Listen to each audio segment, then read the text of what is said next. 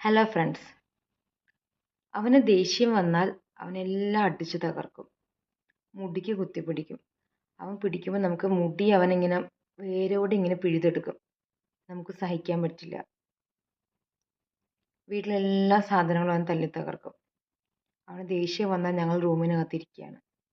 അവൻ്റെ അക്രമം കഴിഞ്ഞ് കുറച്ച് അവൻ അലറി കരഞ്ഞു കഴിയുമ്പോഴേ ഞങ്ങൾ പുറത്തിറങ്ങുക. പിന്നെ കുറച്ച് നേരത്തേക്ക് അവൻ കാമാണ്. എനിക്കിനി ഇതെങ്ങനെയാണ് കൺട്രോൾ ചെയ്യേണ്ടതെന്ന് അറിയില്ല ടീച്ചർ. അവൻ്റെ അടുത്തേക്ക് ചെറിയ ടീച്ചേഴ്സ് ആരും പോകാറില്ല. പോയി കഴിഞ്ഞാൽ അവൻ പുതിയൊരാളാണെങ്കിൽ അവൻ ഉപദ്രവിക്കും. ഇതിന് എന്തെങ്കിലും പോംവഴി ഉണ്ടോ എന്ന് ചോദിച്ചിട്ടാണ് ഒരു പാരന്റ് എൻ്റെ അടുത്ത് വന്നത്. അവന് 25 വയസ്സായി. ഇനി എന്താ ചെയ്യേണ്ടത്? 25 വയസ്സുള്ള ഒരു കുട്ടിയെന്ന് പറയാൻ പറ്റില്ല, ആ വലിയ ആളെ ഇനി എങ്ങനെയാണ് കൺട്രോൾ ചെയ്യാൻ പറ്റുക? ബുദ്ധിമുട്ടാണ്. ഞാനും എൻ്റെ സുഹൃത്തുക്കളും കൂടെ ട്രെയിനിങ്ങിൻ്റെ ഭാഗമായിട്ട് പഠിച്ചിരുന്ന സമയത്ത്, പഠിക്കുന്ന കാലഘട്ടത്തിൽ ഞങ്ങളൊരു പയ്യൻ്റെ വീട്ടിൽ പോയി.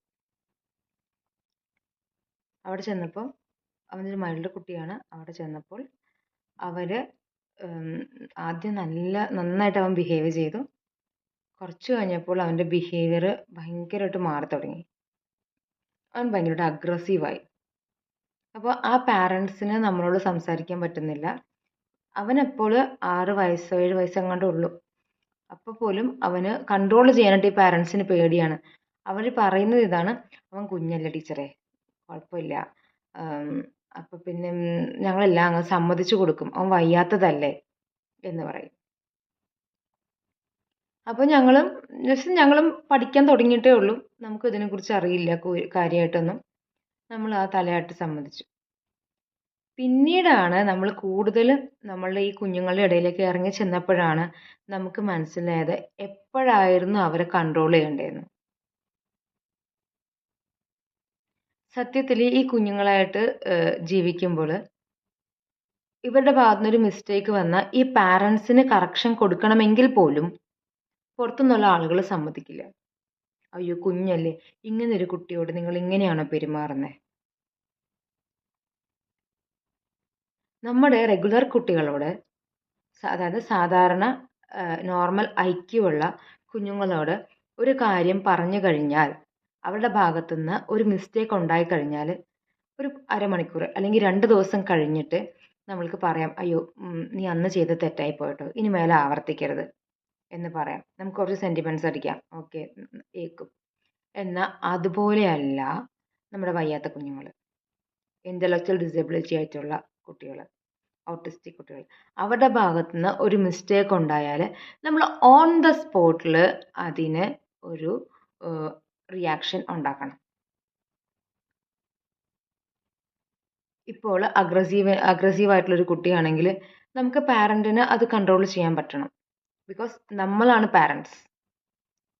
വയ്യാത്ത കുട്ടികളെ എന്ന് കരുതി നമ്മളൊരു ഓപ്ഷൻ കൊടുത്തു കഴിഞ്ഞാൽ കുറച്ച് കഴിയുമ്പോൾ ഞാൻ ആദ്യം പറഞ്ഞ കഥ പോലെയാവും.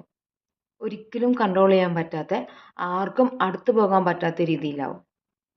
നമ്മളുടെ അടുത്ത് വരുന്ന പാരൻസിനോട് നമ്മൾ മെയിൻ പറയുന്ന ഒരു കാര്യമുണ്ട്: ഇപ്പോൾ കുട്ടിക്ക് വയസ്സ് 6, ഇപ്പോഴെങ്കിലും നിങ്ങൾ വയ്യാത്തതല്ലേ എന്ന് കരുതി കൂടുതൽ സിമ്പത്തിക്കായിട്ട് കാര്യങ്ങൾ ചെയ്ത് കഴിഞ്ഞാൽ 25-26 വയസ്സാകുമ്പോൾ നമ്മൾക്ക് ഒരിക്കലും അവനെ കൺട്രോൾ ചെയ്യാൻ പറ്റില്ല. സോ അവൻ്റെ ഭാഗത്തുനിന്ന് ഒരു മിസ്റ്റേക്ക് ഉണ്ടെങ്കിൽ നമ്മൾ അപ്പം തന്നെ ഓൺ ദ സ്പോട്ടിൽ കറക്ഷൻ കൊടുക്കണം. യെസ് പറയേണ്ടടുത്ത് യെസ് പറയണം, ചിരിക്കേണ്ടടുത്ത് ചിരിക്കണം, നോ പറയേണ്ടടുത്ത് നോ പറയണം. അത് സാധാരണ കുട്ടികളായാലും ശരി, വയ്യാത്ത കുട്ടികളായാലും ശരി, ആരായാലും ശരി. അങ്ങനെ പറഞ്ഞില്ലെങ്കിൽ കുറച്ച് കഴിയുമ്പോൾ ഈ കുഞ്ഞുമക്കൾക്ക് നോ പറയേണ്ട അവസ്ഥ വരില്ല. നോ പറയേണ്ട ഒരു സിറ്റുവേഷനിൽ അവർക്ക് പറയാൻ പറ്റില്ല.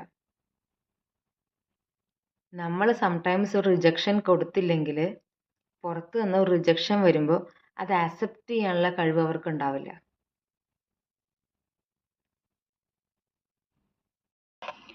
റിജക്ഷൻ ഇല്ലാത്തതിൻ്റെയും നോ പറയാത്തതിൻ്റെയും ദൂഷ്യഫലങ്ങളാണ് നമ്മളിപ്പോൾ മീഡിയാസിലൂടെ കണ്ടുകൊണ്ടിരിക്കുന്നത്. നമ്മൾ പാരൻസാണ്.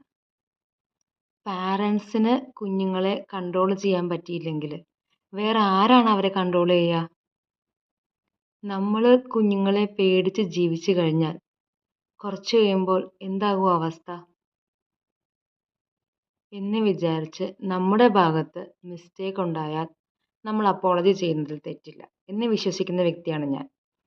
പക്ഷേ ചാക്കോമാഷാവരുതെന്നാണ് എൻ്റെ വിശ്വാസം. Thank you.